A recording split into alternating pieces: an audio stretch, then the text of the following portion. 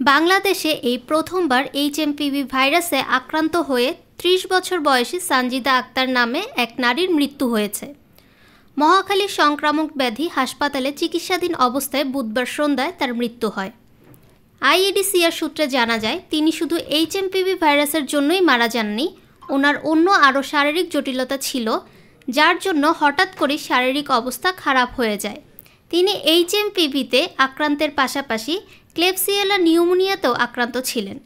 চলতি বছরের শুরুতে চীনে প্রথম এই ভাইরাসের সংক্রমণ ধরা পড়ে। এরপর জাপানে ভাইরাসটি শনাক্ত হয়। ভারতেও ছড়িয়ে পড়েছে এ ভাইরাস। এই ভাইরাসের কারণে সাধারণত ঠান্ডা জ্বরের মতো উপসর্গ দেখা দেয়। শীতের মৌসুমে ভাইরাসটি বেশি সক্রিয় হয়ে ওঠে। বারবার সাবান দিয়ে হাত ধোয়ার পাশাপাশি মাস্ক পরলে সংক্রমণ কম হবে। ভাইরাসটি নিয়ে আতঙ্কিত হওয়ার কিছু নেই জানিয়ে স্বাস্থ্য মন্ত্রণালয়ের বিশেষ সহকারী বলেন, সতর্ক থাকতে হবে। সরকারের পক্ষ থেকে সব প্রস্তুতি নেওয়া হয়েছে। প্রয়োজনে হাসপাতালগুলোতে আবার করোনার মতো ব্যবস্থাপনা ফিরিয়ে আনা হবে। এ সময় তিনি সবাইকে স্বাস্থ্যবিধি মেনে চলারও পরামর্শ দেন। ফাহমিদা বিনতে আনোয়ার, নিরপেক্ষ নিউজ ডেস্ক, ঢাকা।